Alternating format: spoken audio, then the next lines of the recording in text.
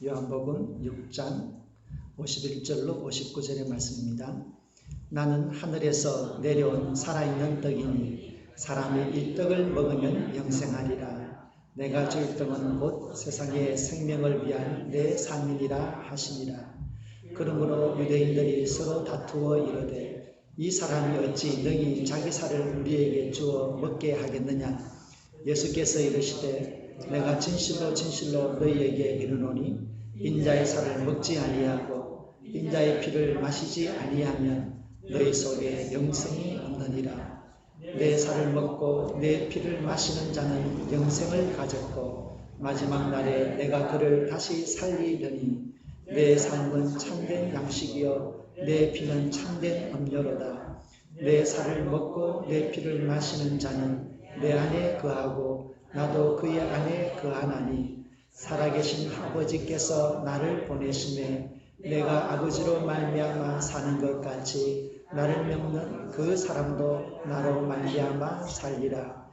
이것은 하늘에서 내려온 떡이니 조상들이 먹고도 죽은 것과 같지 아니하여 이 떡을 먹는 자는 영원히 살리라. 이 말씀은 예수께서 가버나움 회당에서 가르치실 때에 하셨느니라. 아멘. 목사님들이 모이는 총회라든지 혹시 수련회에 가면 보통 이게 주중에 모이거든요. 수요일날 오후 되면 목사님들이 주고받는 대화의 주제가 대체로 비슷합니다. 뭐냐면 이번 주 설교가 뭐야? 이걸 물어봅니다. 그리고 목요일쯤 되면 아웃라인이라도 나왔어? 뭐 이렇게 얘기를 합니다. 그래서 이 목사라고 하는 이 직업에 있는 이 그룹의 사람들은 하여튼 어디를 가나 이 설교에 대한 짐, 항상 새로운 것을 이렇게 이야기를 설교를 해야 된다라고 하는 이 부담감을 언제나 가지고 살고 있습니다. 그래서 목사님들이 제일 두려워하는 성도님들이 있습니다. 뭐냐 그러면 서기관처럼 설교 시간에 앉아서 무슨 설교를 하나 받아 적는 분들을 제일 두려워합니다.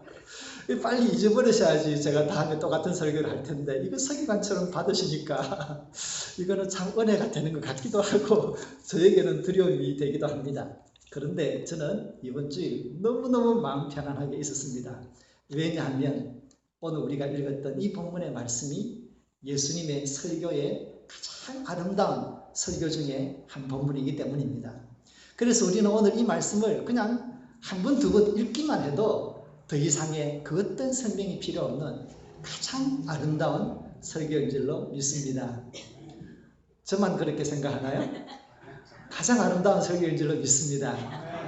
정말 그렇습니다. 그래서 제가 이 말씀을 읽을 때 이번 주 설교는 안 해도 된다. 그래서 예수님의 설교를 들으면 된다 라고 하면서 제가 어제 오후에는 집사람하고 어디 놀러 갔다 왔었잖아요. 뉴저지에 놀러 갔다 왔습니다. 그만큼 제 마음이 너무 이 본문이 기쁜 거예요. 너무너무 기뻐. 정말로 이 본문을 읽으면서 우리가 예수 믿는 이유가 바로 이거구나. 우리가 살아가는 근거가 이거이구나. 신학자는 오늘 이 본문을 일컬어서 그라운드 오브 빙, 존재의 근거가 되는 말씀이다 하셨습니다. 뭐 복잡하게 어렵게 저는 쩍쩍하지 않겠습니다만은 어쨌든 오늘 이 본문의 말씀은 우리의 자신의 삶의 근거, 우리 믿음의 뼈대, 우리 복음의 그 핵심을 이야기하는 예수님의 말씀입니다. 그래서 오늘 우리가 이 본문의 말씀을 나누면서 그동안 우리가 믿어왔던, 우리가 가지고 있는 이 생명을 주시는 이 복음의 핵심을 다시 한번 마음으로 정리하고 다시 한번 믿음으로 고백하면서 우리의 믿음의 자리를 새롭게 다지는 시간이 되었으면 좋겠습니다. 오늘 본문의 말씀의 배경은 오병이어 사건 다음에 이루어지는 일입니다. 사람들이 예수님을 찾아갔습니다. 찾아가서 이야기했죠. 예수님, 도대체 어디 계셨습니까? 그랬더니 예수님께서 너희들이 나를 찾는 것은 먹고 배부른 까닭이구나. 그렇게 얘기했습니다. 그러면서 오늘 이 설교의 서두가 시작됩니다. 설교의 서두는 이렇습니다. 사람들은 예수님을 볼 때 언제나 먹을 것과 예수님을 같이 보기 시작했습니다. 다른 본문에 보면 오케이, 이제 예수님께서 우리의 먹을 것을 해결해 주니까 이분을 붙들어서 우리의 왕을 삼으면 이제 우리는 복지천국이다. 복지천국. 그래서 예수님을 잡으려고 했습니다. 그때 예수님은 홀로 산으로 가셨습니다. 그런데 예수님께서 이렇게 기적을 베푸시면서 예수님께서 가지셨던 소박한 꿈이 하나 있었습니다. 그것은 그들이 떡을 먹고 배부른 그것을 통해서 그들이 하나님의 양식에 대해서 관심을 가지기 원했습니다. 예수님은 적어도 사람들이 그 기적을 베푸는 주인공인 예수님에 대해서 조금은 진지하게 생각하길 원했습니다. 그런데 사람들은 예수님에게서 예수님과 떡을 함께 보기 원했고 예수님을 통해서 어쨌든 함께 식사를 해결하기 원했지만 예수님은 그 위에 영혼의 양식을 생각하는 그런 열려져 있는 마음을 기대하였습니다. 여러분, 이것은 마치 수평선과 지평선의 차이, 죄송합니다. 수평선과 지평선을 만나게 되어 다르죠. 이것은 마치 철길의 두 길과 같습니다. 이거는 영원한 수평, 영원한 평행을 이루고 달리는 것입니다. 여러분, 인간을 이끌어서 원죄가 있다고 얘기하죠. 그 원죄 중에 하나는 자기 중심성입니다.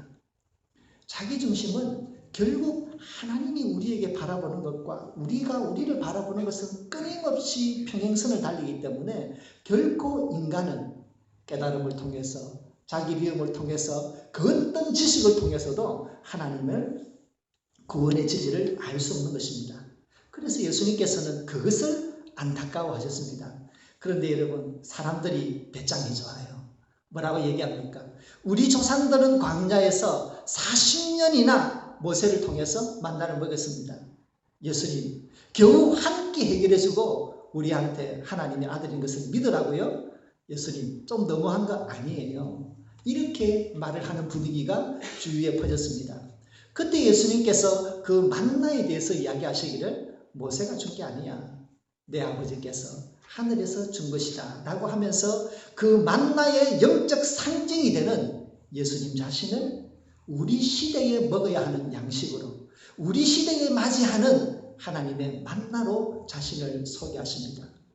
그래서 오늘 본문의 배경이 그렇게 되면서 오늘 이야기가 시작됩니다. 오늘 예수님의 설교는 긴 설교입니다. 그런데 그 중에 마지막 부분을 우리가 선택을 해서 함께 읽었습니다. 오늘 이 본문 속에서 나오는 예수님의 설교의 첫 번째로 우리들이 생각하게 되는 이슈는 이것입니다. 예수님은 이 복음의 진수, 믿음의 축복을 지금 선포하고 계십니다.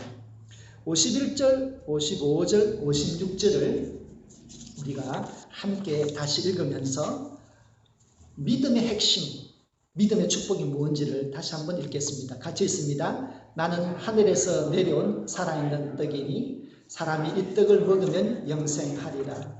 내가 줄 떡은 곧 세상의 생명을 위한 내 살이니라. 내 살은 참된 양식이요 내 피는 참된 음료로다. 내 살을 먹고 내 피를 마시는 자는 내 안에 거하고 나도 그의 안에 거하나니. 아멘. 예수님은 하나님께서 보내어주신 생명의 떡입니다. 예수님은 2000년 전 유대 땅 가나안 나사렛이라는 동네에서 사셨던 역사적인 실존 인물, 우리와 동일하게 인간의 몸이 가지고 있는 모든 한계를 받아들이신 참 사람이었습니다. 그러나 예수님은 동시에 하나님께서 나를 보내셨다. 그분이 스스로 하나님의 아들이심을 선포하셨습니다. 그러므로 예수님은 인간인 동시에 하나님의 아들로서 가지는 모든 신적인 본성을 그대로 가지셨습니다. 그래서 우리는 신학적으로 예수님을 가리켜 참 사람이요 참 하나님이다. 베레호모 베레테오스, 참 인간이며 참 사람이라고 이야기하고 있습니다. 참 하나님이시기 때문에 그분의 죽으심이 우리의 모든 죄를 용서할 수 있는 구원의 진리가 되는 것입니다. 그분의 죽음이 참 인간의 몸을 찢은 죽음이기 때문에 우리의 죄를 실질적으로 담당할 수 있는 죄에 대한 값이 되는 것입니다. 우리는 예수님을 나의 구원자로 믿고 고백하기만 하면 우리는 그 믿음을 보시고 하나님은 우리의 믿음을 보시고 우리를 하나님의 자녀 삼아 주십니다. 하나님의 자녀라고 하는 것은 자녀로서 영적인 권리가 있지요. 그 영적인 권리가 우리에게 주어져 있습니다. 그 영적인 권리 중에서 가장 큰 첫 번째가 무엇입니까? 하나님께서 우리에게 하나님의 자녀로서 영원한 생명을 허락하신 것입니다. 그 영원한 생명을 가지고 영원토록 지내게 되는 하나님의 나라를 함께 예비해 주셨습니다. 우리는 예수님의 십자가를 보면서 예수님 나의 죄를 용서하여 주십시오. 나는 예수님에게서 나의 모든 삶을 바칩니다 라고 고백하는 모든 사람에게 우리의 죄를 용서하시고 하나님의 아들로 삼아주시는 것입니다. 이 모든 믿음의 축복이, 이 모든 축복이 예수님의 이름으로 우리에게 주어지는 것입니다. 우리는 그 예수님을 믿으면 되는 것입니다. 우리는 그 예수님을 밥을 먹듯이 그냥 믿음으로 받아들이면 되는 것입니다. 예수님은 생명의 양식이다, 떡이다, 피다, 그렇게 얘기하고 있습니다. 여러분, 음식이라고 하는 것이 무슨 특징이 있습니까? 음식을 먹으면 우리 몸에 필요한 모든 요소를 구성하고 있습니다. 음식을 먹으면 우리의 뼈가 되고 우리의 근육이 되고 우리의 피가 되어서 우리를 살아 일으키는 사람으로 됩니다. 브레인 쉘이 되어서 우리의 기억과 우리의 마음에 작용을 합니다. 그러므로 사실은 우리가 음식을 먹을 때에 음식은 우리 몸의 일부가 되고 우리의 자아의 일부가 된다라고 해도 과언이 아닙니다. 예수님께서 나를 먹으라, 나를 먹으라, 나는 생명의 양식이다라고 할 때 우리가 예수님을 믿을 때에 예수님은 우리의 일부가 되는 것입니다. 예수님이 우리의 일부가 되는 것을 예수님은 성령을 통한 임재를 말씀하셨습니다. 성령 하나님께서 우리에게 임하시는 것, 그것이 바로 믿음이 주는 또 다른 축복인 것입니다. 그러므로 여러분, 우리가 하나님의 자녀가 되어서 예수님을 받아들일 때에 우리 속에 예수님의 영, 성령의 영이 계십니다. 그러므로 세상에 어떤 악한 영도 우리를 해할 수 없는 것입니다. 성령 하나님은 우리에게 영적인 마크를 해주셔서 세상의 어떤 악의 공격으로부터 어떤 공중의 권세로부터 우리를 보호하는 것입니다. 그래서 우리가 마지막 날까지 우리의 믿음을 이끌어서 하나님 앞에 세웁니다. 할렐루야. 정말 이 모든 믿음의 시작과 믿음의 과정과 믿음의 완성이 누구로부터 시작됩니까? 예수님을 믿으면서 시작되고 예수님을 믿음 안에서 모든 것이 맞춰지는 것입니다. 예수님이 생명의 양식이기 때문에 그렇습니다. 그럼 여러분, 우리가 믿는 예수님이 얼마나 귀합니까? 우리가 살다가 몸은 다 쇠하여지지만 그러나 우리 속에 영의 세계는 여전히 살아있으며 점점 하나님의 나라와 하나님 앞에 가까워지고 있다고 하는 이 생각을 하면 그 믿음의 진리가 우리에게 있다라고 하면 여러분, 우리의 몸이 늙는 것이 그렇게 문제가 되지 않습니다. 왜입니까? 우리가 몸이 쇠해질수록 우리는 점점점 하나님 앞에 영적으로 새롭게 일어나기 때문입니다. 두 번째로 오늘 예수님의 설교의 말씀을 보면 거기에는 예수님은 우리의 삶의 근거가 된다라고 말씀하고 있습니다. 자, 이제 우리가 예수님을 믿었습니다. 하나님의 자녀가 되었습니다. 영생을 얻었습니다. 천국이 약속되어졌습니다. 그러면 이제 그러한 영적인 축복과 영적인 정체성을 가진 우리들이 어떻게 살아야 되느냐라고 하는 문제가 남습니다. 57절, 58절은 바로 그 문제를 다루고 있습니다. 우리가 어떻게 살아야 하나? 같이 읽습니다. 살아계신 아버지께서 나를 보내심에 내가 아버지로 말미암아 사는 것 같이 나를 먹는 그 사람도 나로 말미암아 살리라. 이것은 하늘에서 내려온 떡이니 조상들이 먹고도 죽은 그것과 같이 아니하며 이 떡을 먹는 자는 영원히 살리라. 아멘. 57절에 보면은 내가 아버지로 말미암아 사는 것 같이 나를 먹는 그 사람도 나로 말미암아 산다 이렇게 했는데요. 여기서 말미암아라고 하는 이 표현은 세 번역에 보면 때문에, 영어 성경에 보면 because of 이렇게 되어 있습니다. 그래서 내가 아버지 때문에 사는 것 같이 나를 믿는 사람도 나 때문에 살 것이다 라고 합니다. 우리가 사는 목적이 무엇입니까?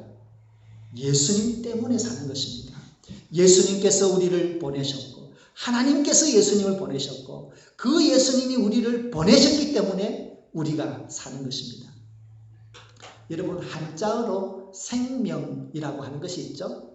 생자는 태어난다, 생명이다 라고 하는 뜻이 있고 명자는 무슨 말입니까? 지시한다, 커맨드라는 말이 있잖아요. 그래서 여러분, 이 생명이라고 하는 말을 누가 지었는지는 모르지만 이 생명이라는 말은 살라고 하는 명령이라는 거예요. 그냥 우리의 삶이 우주 속에서 시간과 공간 속에 던져진 존재가 아닙니다. 우연한 존재가 아닙니다. 그리고 생물학적으로 단세포가 복잡하게 진화한 생물학적 진화의 결과물이 우리가 아닙니다. 하나님은 하늘에 계시고 우리는 땅에 살고 우리는 우리의 능력으로만 살아야 된다라고 하는 신과 인간이 구분되어져 있는 세계 속에 사는 우리들이 아닙니다. 우리는 하나님께서 예수님을 보내셨고 예수님이 우리를 보내셨던 예수님 때문에 살고 예수님 때문에 죽는 그야말로 사명의 생명을 살아내는 것이 우리의 삶인 것입니다. 그러니 여러분, 우리는 살아야 되는 이유가 분명합니다. 예수님이 우리를 보내셨기 때문입니다. 이것이 우리의 삶의 근거가 되는 것입니다. 여러분의 삶의 가치를 어떻게 평가하겠습니까? 어떤 분이 돌아가셨어요. 보험회사에서 이 돌아가신 분에 대한 가치를 평가했습니다. 우선 50세에 한 교사가 돌아가셨다라고 가정해 보십시다. 그러면 그동안에 그 교사로서 받는 사례금이 있겠죠. 그리고 그가 교사로서 앞으로 15년 정도 더 일할 것이라고 하는 계산이 나올 것입니다. 그럼 그것을 곱하겠지요. 그리고 그가 또 그 이외에 또 가정을 돌보는 데 있어서 기여했던 것을 또 플러스 알파를 하겠죠. 또 위로금을 또 플러스 알파를 하겠죠. 그렇게 해서 그 사람의 가치를 줍니다. 자, 그런 공식에 따르자면 여러분 질문하겠습니다. 여러분의 남아있는 삶 곱하기 얼마를 해서 자기의 밸류가 밀리언이 될 것이다 라고 생각하시는 분 자신 있게 손 들어보십시오. 나는 밀리언으로 부족해. 빌리언 정도 될 거다 라고 생각하는 분 있습니까? 아마 많지 않을 것입니다.